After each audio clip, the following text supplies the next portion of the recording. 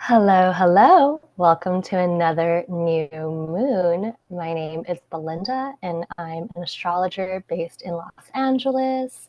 I like to use ritual and astrology as symbolisms for healing, modalities for healing, and really bringing to light how we can better align ourselves with the karmic path that we're on. And I'm joined today by Nicole. Hi there, I'm Nicole. I'm also based in Los Angeles and I work with tarot and ritual to help people become more connected to their spirit or reconnect to their spirit so that they can find more ease in their path. Especially these days, there's a lot going on, a lot of disruption, a lot of letting go and new things coming in. And I love using the tarot as a way to really become aware of how those energies are affecting us and how they can support us in understanding how to move forward with all of this disruption and chaos. Oh, yes, absolutely. It has Yeah, been speaking of disruption and chaotic. chaos. Oh my gosh, I'm sure that we're all feeling this energy, right? So today is November 5th when we're recording this, and we're still a little hot from the eclipses that happened last month in October. And that was a lot. I don't know about you, Nicole, but a lot of people that I was talking with, like they were feeling a lot of changes, a lot of chaos, a lot of Yeah. disruption. It was not the easiest eclipse season, and it hasn't been the easiest last few months, to be honest, for everyone. Yeah. I'm hearing from a lot of people, a lot of heaviness too. There's some grief and confusion. Yeah. Yeah. What I am seeing and witnessing with, as I'm holding space for the human experience of us really kind of going through these shifts that are really can be really painful and really just really disruptive, right? What I'm seeing also is a lot of endings and a lot of beginnings. And I think this theme is continuing into this new moon that we're Yeah. approaching this month as well. It's just a continuation of things. And more than anything, a, a chance for us to let go of more and more and more, which is that's not always easy because No. letting go of things that have provided us stability is a very uncomfortable process, right? Yes. Yeah. Letting go of what you've known for Mhm. a long time is really uncomfortable and can be really scary too. Yeah, I think that even as we have this language to of astrology and tarot to talk through and understand these energies even more, it's also really it's a really great practice for us to have a sense to pause and express our gratitude for the things that have served us, right? Like the Right. process of letting go with compassion and being able to acknowledge how it has served us, how and having a grieving process, and really, I'm thinking about death and beginnings right here, death and rebirth, right? Yeah. Yeah. Yeah, I think that's absolutely right. I mean, that grieving process is so important. And the other thing I really wanted to emphasize that you said is having compassion for yourself as you go through this, because it is so easy to be hard on yourself when there's endings. So yeah, just really taking time to be so gentle and compassionate with whatever you're going through right now. And also Yeah. just knowing you're not alone, right? Like there's a lot of change going on in the collective. Unfortunately, there's a lot of death going on in the collective, and it's really important that we take time to grieve that. Yeah. It's okay to be sad about these changes, even if we have this language to talk about it. And it in some ways can provide us more ease as we move through this. It's also okay to have a difficult time. It's also okay to Yeah. just say one day, like, I am having a really hard time and I just need to give myself a break, you Yeah. know? Ugh, it's so real. And I think going back to the compassion for yourself, compassion for the other people that are involved in whatever situations, whatever you're going through at this moment. I don't think right now is the time to, it's hard because I think there is a lot of placing blame or pointing fingers of who's at Yeah. fault right now, all Right. over the place, right? I think when Right. anytime something difficult is happening, in order for us to try to gain more control, we're trying to figure out who or what is at the root of it and who's Right. causing it, right? And sometimes it's way more complicated than just saying it's your fault or it's my Right. fault. Right. Well, and I think it's our tendency to want to fix things, right?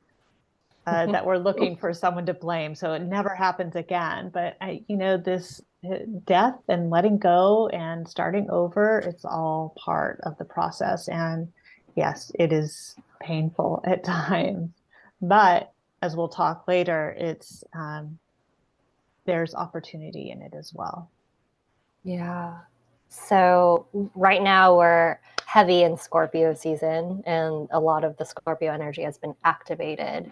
And because we're talking specifically about the new moon, anytime the moon comes in contact with the sun to create this new moon phase, it's a new cycle for the moon, right? And so something is beginning during this process. A new moon cycle is beginning in this process. And whenever we're talking about Scorpio, Scorpio, first of all, it's a water sign. So it has to do with emotions and flow and depth. And it's also a fixed sign. So it does crave stability. It does crave some place to really thrive and some level of consistency. And um, we were also thinking about it as a feminine sign. So there is an element of reception, of bringing in as well. And Scorpio really points us to a lot of our shadow, a lot of the unconscious, a lot of what's underneath that people might not see. It's the iceberg, right? Underneath the water. And it's our the depth of our world that maybe we don't show everyone because it's a very vulnerable, maybe tender place that not everyone is supposed to have access to. And so ultimately, I believe that Scorpio wants to find emotional security, right? Its Mhm. opposing sign is Taurus. And I believe Taurus is trying to find more of the physical stability of like the groundedness with routines or financial stability of resources and that sort of abundance. But Scorpio is trying to find abundance in a sense of emotional depth. And so when we're looking at emotional depth, there's so much that informs what makes us feel secure with emotions. And Mhm. then we're looking at our history, we're looking at our childhood wounding, we're looking at generational trauma, we're looking at ancestral trauma, we're looking at karmic trauma, we're looking at being tapped into the collective unconscious as well. As these world events are happening, we're all feeling the impact and heaviness of it. We're all so connected to that collective unconscious right now. And so I think this new moon cycle is really highlighting a lot of that for us and highlighting those emotions for us. What's coming up for you with the cards with Scorpio and the moon? Yeah, well, the high priestess is represents the moon, and as we know, she is very much about paradox and how and the mysteries of life, right? Like she's the guardian of the mysteries of life, which really is about that unconscious. It's hard to see here, but the ocean is behind her, which really represents that collective unconscious that you were talking about and that those depths of emotion. And she's in Scorpio, which is represented by the Death card. And in this card, it's about endings. It's about things that we always understood to be true for ourselves, not really being true anymore. Really realizing that that's not. that is not the path for us. We see in this card, all these people are alive, but what's dead here is this king. I don't know if you can see him lying on the ground, his crown on the ground. And it's really it's a process of what was the beliefs we had, or a belief we had that was leading our life or helping us to lead our life, is gone. And that's can be really scary because we're like, okay, now what's going to lead my life? And how do I have direction when there is an ending? So, yeah, there's a lot of deep stuff going on here, a lot of sort of self mining to understand what is in our own depths. What is that belief that went away, and why did I believe it in the first place? And you talked about how some of this stuff really comes from our, how we grew up, or it can also be ancestral. And we even see some traces of that here on the death card. We've got the child here, the adolescent who is really just turning her face away from death. This card is really about the death of the ego, and the ego serves as how we used to identify ourselves, and that is going away because something it's making way for something new. Yeah. I love your question about why did we start having these beliefs, right? Mm. Like, that makes me think about how sometimes the chaos around that is happening around us is sometimes a mirror for the reactions that we have to this chaos, right? Yeah. Um, and when I think about Scorpio, I think a lot about inner work, a lot about the work that people don't really see that Hmm. happens. And with this coming new moon as well, we're having Mars be a part of the conversation too.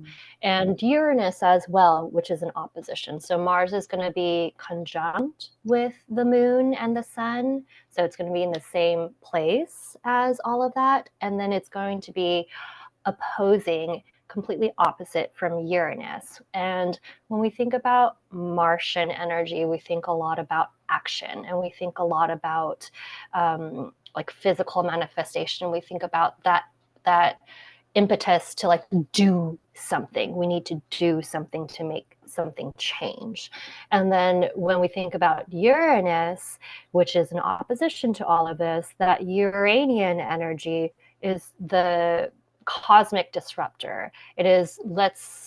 It's a sense of rebellion, of wanting to shake something off that just feels outdated and just feels really just no longer serves us. And so what I see with a lot of that energy is there could be a lot of chaos that's happening around us during this time. And I think it's an opportunity for us to see what sort of emotions come up in response to the shifts that are happening in our lives.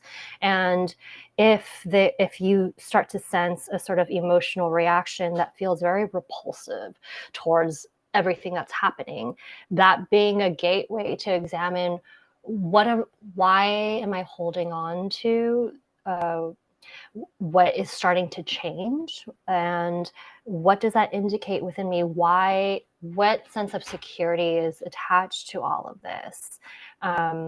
And I know for me personally, anytime that I start to feel, oh, I have a lot of avoidant tendencies when it comes to really strong emotional feelings that are really uncomfortable.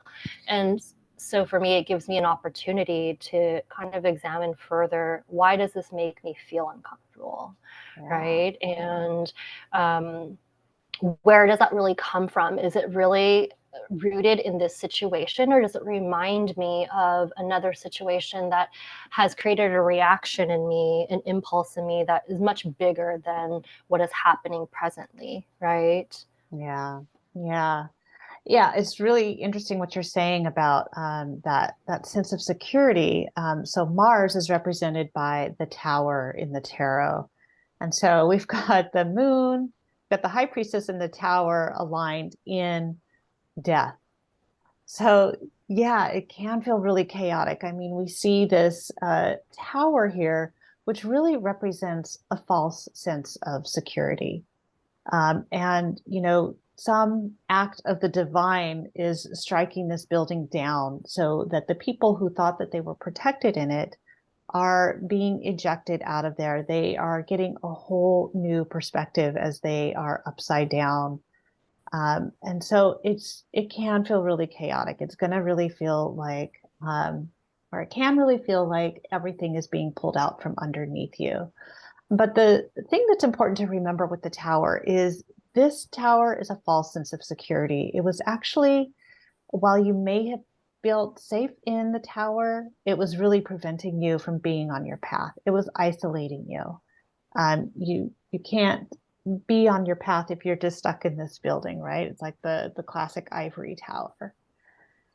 And so, this is really here to take you out of that tower and help you see, well, why why was I feeling secure in this tower in the first place? Or why did I think I needed this tower?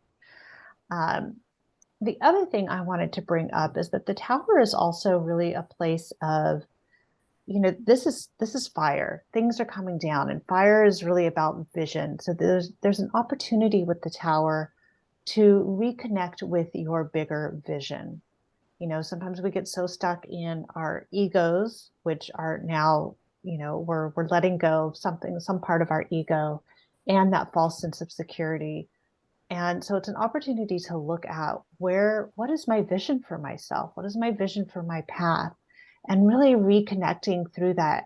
It's going to help you feel more centered and really allowing yourself to get a different perspective on your life. Because that's what's really going to help you move through what feels like chaos, but is ultimately taking you further down your path where you are more aligned to your soul and your soul's journey. Yeah.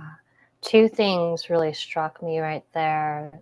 The first being the tower, to some degree, it served its purpose, right? And we have to Yeah. acknowledge that it provided us with whatever it was, a sense of security, a structure for our lives, and also it might not be in alignment with what we have to for our vision for ourselves in the future. And being able to maintain that perspective as maybe things are breaking down for you in your life in some way right now, understanding to not get so caught up in the experience of it, and also remembering to look forward and to understand, to have a clearer vision of what you do want your life, or you want your path to look like in the next couple years for yourself.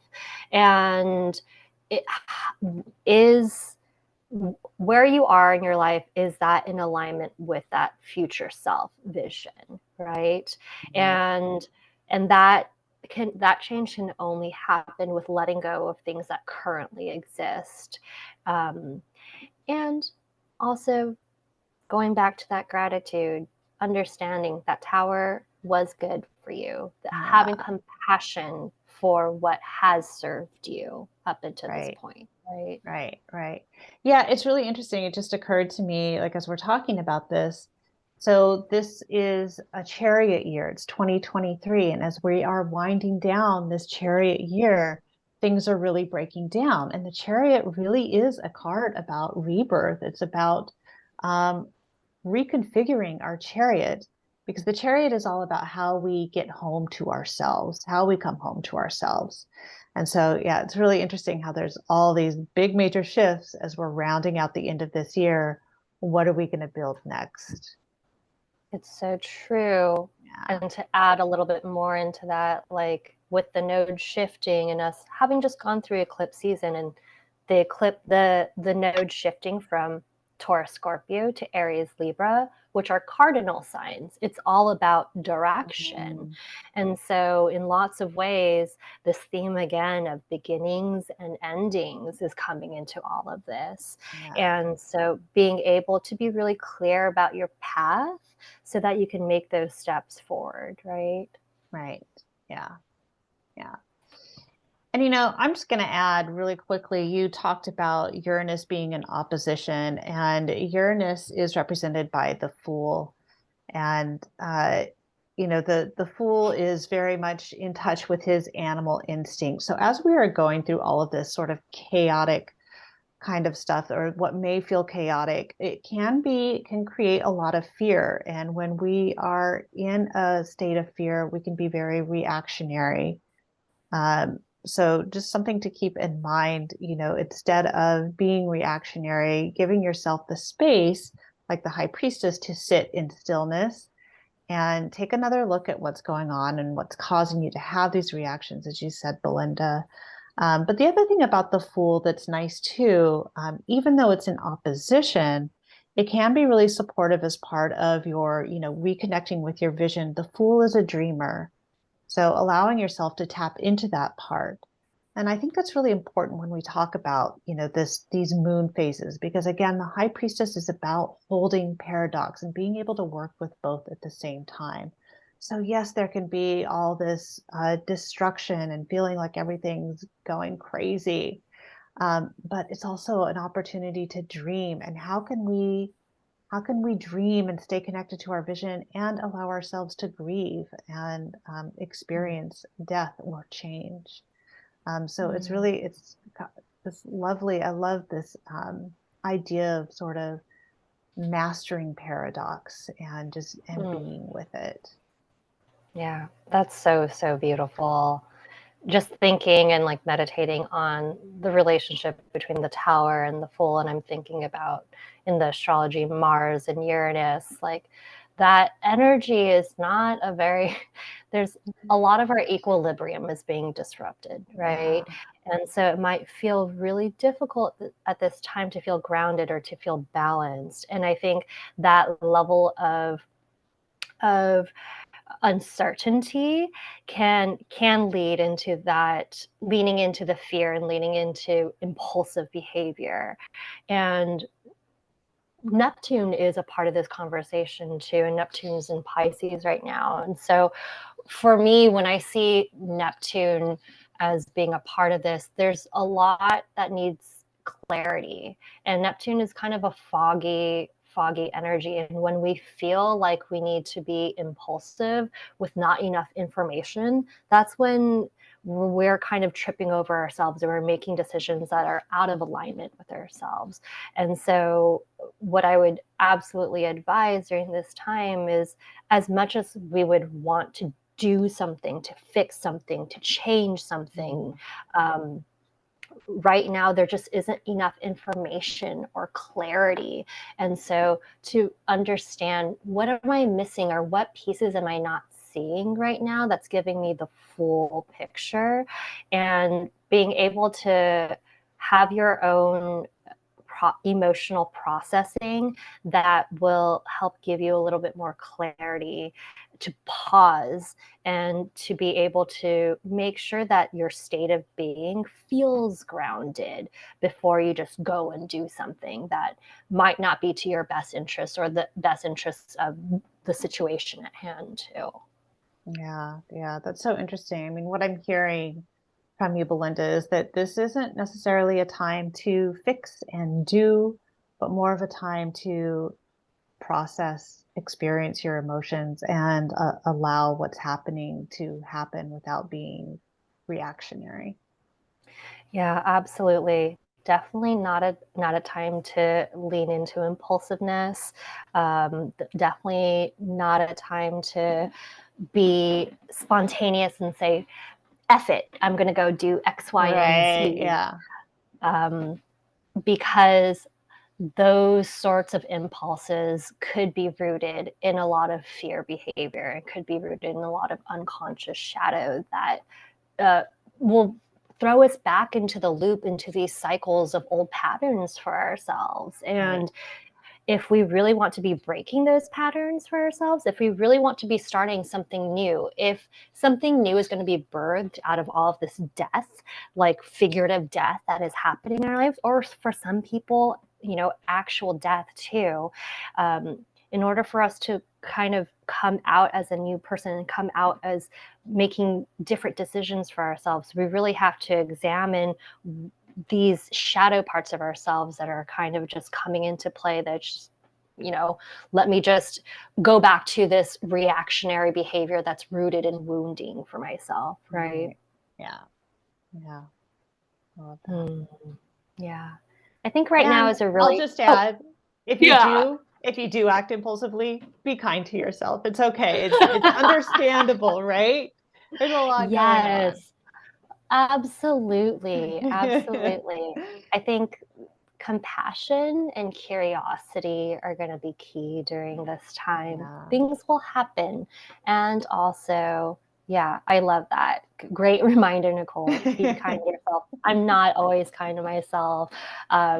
It's so easy to just take it out on yourself in some way Yeah. and really beat yourself up about certain things, and just to be able to let go and say, this is little me who's talking right now, this is scared me who's talking right Yeah. now, and I did something that I wasn't super proud of, or I received something in a way that really, like, pressed on that wounding for myself. And all you need is just that little acknowledgement of, I'm human, I still feel scared, and I can see that, right? Yeah. And it's okay. Yeah, Yeah. absolutely. Yeah. Ooh, yeah. I think some rituals that kind of come to mind during this time where we're just feeling a lot of this heaviness, I think, is really leaning into what feels cleansing in your life right now. I'm thinking of a lot of bath rituals, of really purifying yourself, whatever that means. I think a lot of, if you connect with smoke cleansing, really having that be a part of your daily routine. If you're really into that sense of baptizing yourself, baptizing your vessel, and really just cleansing yourself, giving yourself that opportunity. If that means going out and taking a walk and feeling the sun on your skin, and breathing in some fresh air, if that is cleansing and a sense of renewal for yourself, just invite in a sense of replenishment and emptying during this time. I love that. I last week did a nice little ritual for myself at the beach where I know the stuff that I need to let go of. So I brought it all into my heart and I blew Mm. all of those things into a stone that I found on the beach and I gave it to the water to cleanse and purify. And it was really lovely. And the other Ah, ritual I will just add is, doing something to connect to your bigger vision, as I was talking about with the tower. Grieve when you need to, but don't forget about your bigger vision for yourself, who you are, who you want to become, who you know you already are, yeah. and need to continue on that path. So taking some time to journal about that, or drawing it, or just writing down the way that you want to feel, um, as part of your vision for yourself can be really healing during this time. I love that, Nicole. Especially we're going to have Mercury in Sag, and then things are going to be moving into Sagittarius season later Mhm. on this month. And um, as we end the end of 2023 of the calendar year, this is often the time that we start doing stuff like vision boards or resolutions, or start thinking about Yeah. that future planning. And that's a great reminder that sometimes just being uh, coming into a practice of envisioning for yourself, inviting in that optimism of Yeah. what your future could look like, sometimes is the relief that we need, so that we don't feel so bogged down in the Yes. present, right? Yeah. Yeah. Yeah. So whatever inspires you. I think that really leaning into what makes you feel a little bit more alive, what makes you feel creatively, um, gives you that creative spark, whether that's vision boarding with actual images and figuring out like, oh, these colors, I really connect to these colors, I connect to these images, I connect to this sense of self for my future, and really understanding like that's, you're changing your north right now, and I'm thinking about the Right. node changing too. So it's literally the new beginning is the new direction, is the new north for yourself, and Yeah. that is absolutely very healing. Yeah. Yeah, yeah. And especially because we are in Scorpio season, which, as you mentioned, is all about the emotions, we can also really visualize how we want to feel, what that looks like, how it feels for us. Really take advantage of that part of the Scorpio season. So true. Yeah. Okay. I think that's it from me in terms of the Yeah. astrology with this new moon. Anything else from you? No, I feel pretty complete with this one. Good. So just a reminder, the new moon for Pacific time is going to be on November 13th at 1:27 a.m. So that's the exact time of the new moon, but we'll be feeling that energy a couple days before and after. And so really tapping into all of that power for ourselves. Okay.